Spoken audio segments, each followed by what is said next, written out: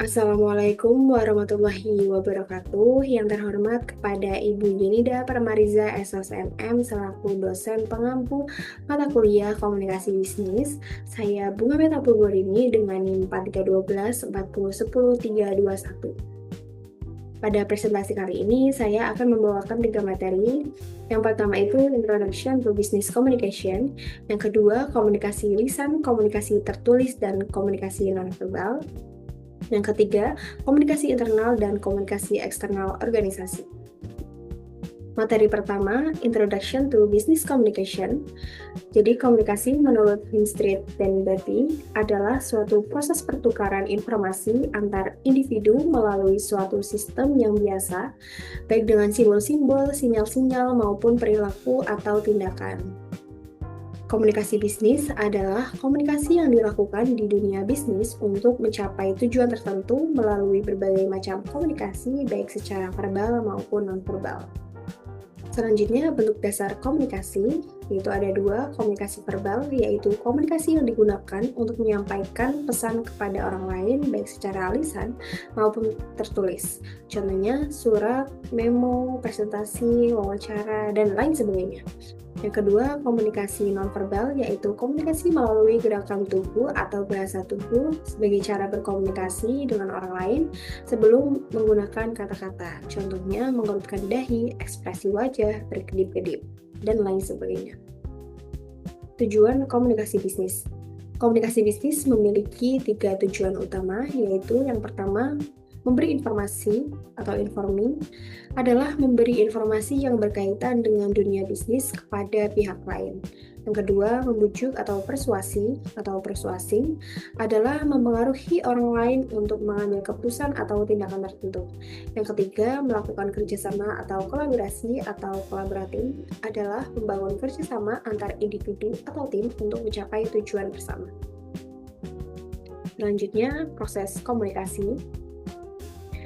Dari gambar proses komunikasi itu menunjukkan bagaimana sebuah pesan itu berpindah dari pengirim atau sender hingga akhirnya ke penerima dan mendapatkan feedback atau respon.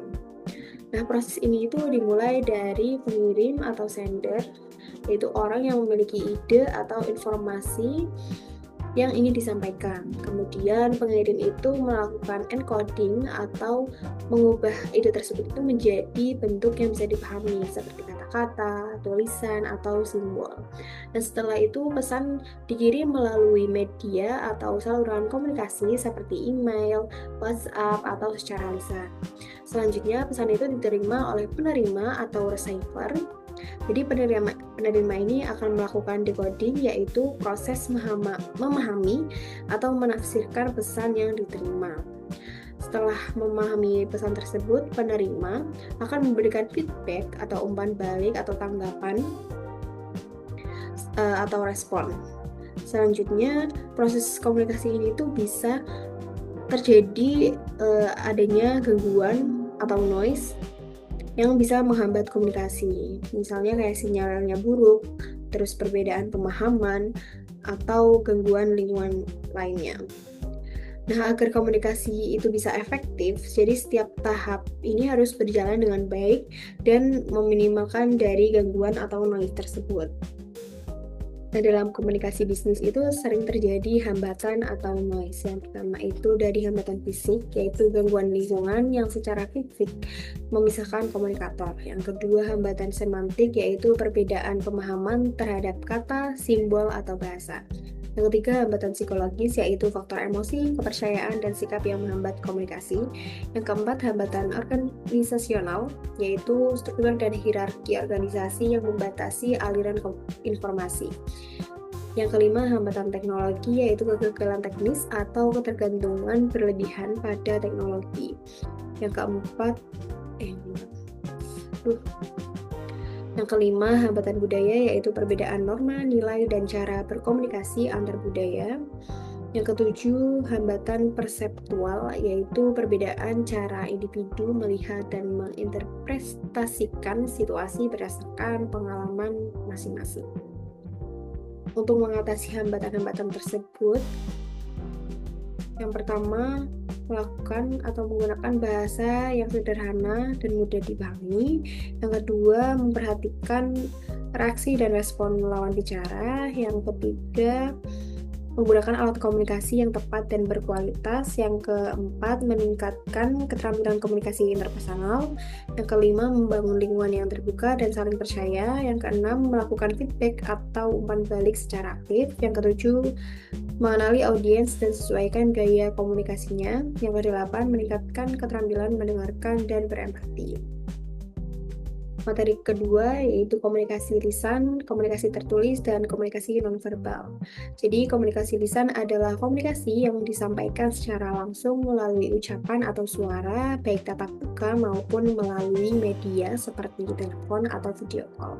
Nah, bentuk-bentuk dari komunikasi lisan itu yang pertama presentasi, negosiasi, rapat atau meeting, wawancara, telepon atau video call, pidato, dan lain sebagainya. Selanjutnya, komunikasi tertulis yaitu komunikasi yang disampaikan melalui tulisan atau teks, baik dalam bentuk fisik maupun digital. Nah, bentuk-bentuk dari komunikasi tertulis tersebut itu yang pertama surat bisnis, email, laporan, memo, proposal, kontrak, media sosial, dan lain sebagainya. Selanjutnya, prinsip penulisan bisnis yang baik itu ada 7. Yang pertama, clear atau jelas, jadi pesan itu mudah dipahami. Yang kedua, concise atau ringkas, jadi pesan itu tidak bertele-tele. Yang ketiga, correct atau tepat, jadi informasi akurat dan bebas error. Yang keempat, complete atau lengkap, jadi semua informasi penting itu tersedia. Yang kelima, courteous atau sopan, jadi menggunakan bahasa yang baik. Yang keenam, considerate atau empati, jadi memperhatikan sudut pandang pembaca. Yang ketujuh, konkret, jadi pesan itu spesifik dan tidak ambigu. Selanjutnya, komunikasi nonverbal adalah komunikasi yang disampaikan tanpa menggunakan kata-kata, melainkan melalui gerakan tubuh, ekspresi, penampilan, dan simbol. Nah,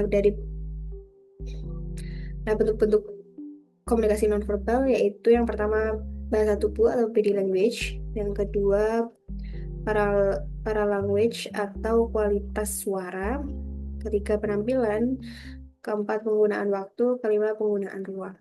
Materi ketiga yaitu komunikasi internal dan komunikasi eksternal organisasi. Komunikasi internal adalah pertukaran informasi dan ide yang terjadi di dalam perusahaan. Tujuan utamanya adalah untuk memastikan semua anggota organisasi itu memiliki pemahaman yang jelas tentang tujuan perusahaan, kebijakan, dan prosedur kerja, serta untuk memfasilitasi kolaborasi dan efisiensi operasional. Pola komunikasi itu ada dua, yaitu saluran komunikasi formal dan saluran komunikasi informal. Nah, saluran komunikasi formal itu ada vertikal yaitu ke bawah dan ke atas, lalu horizontal dan diagonal. Komunikasi dari atas ke bawah atau top down communication, contohnya perintah, kebijakan, instruksi kerja, feedback kerja. Lalu tujuannya untuk mengarahkan, memotivasi, dan menginformasikan. Selanjutnya komunikasi horizontal atau lateral, itu komunikasi antar karyawan atau divisi yang setara. Contohnya koordinasi antar departemen, lalu diskusi tim. Tujuannya itu berkolaborasi dan sinkronisasi pekerjaan. Selanjutnya komunikasi dari bawah ke atas atau bottom up communication. Contohnya itu kayak laporan, usulan, keluhan, dan hasil kerja. Nah, tujuannya itu memberi informasi kondisi lapangan kepada manajemen. Selanjutnya komunikasi diagonal, yaitu komunikasi antara individu berbeda dengan divisi dan level. Contohnya itu staff marketing yang berkomunikasi langsung dengan manajer IT. Nah, tujuannya itu untuk efisiensi dalam proyek lintas departemen. Selanjutnya, komunikasi eksternal. Komunikasi eksternal adalah komunikasi yang terjadi antara organisasi dengan pihak luar seperti pelanggan, pemasok, investor, atau pemerintah. Nah, tujuannya itu untuk membangun dan mempertahankan hubungan yang baik dengan pihak eksternal, mempromosikan produk atau jasa, dan memastikan kepatuhan terhadap regulasi dan hukum yang berlaku. Sekian presentasi dari saya, kurang lebihnya mohon maaf. Wassalamualaikum warahmatullahi wabarakatuh.